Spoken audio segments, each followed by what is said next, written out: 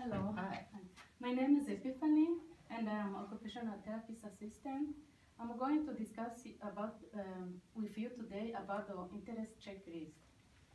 Okay. So, here are the activity we would like you to fill in if you had a strong or some or not interest in the past 10 years.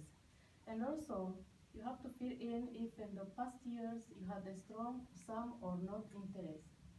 You also have to fill in this part that asking you about if you currently are participating in this activity, or if you would like to pursue this activity in the future.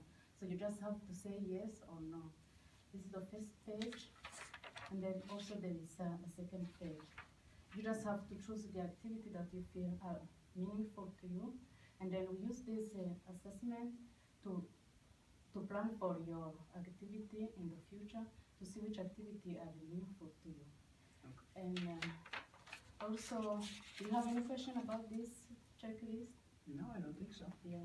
And then when you are done, my colleague, another clinician, will come in here and then analyze the result of your assessment with you. Okay. Yeah. Thank you. All right, thank you.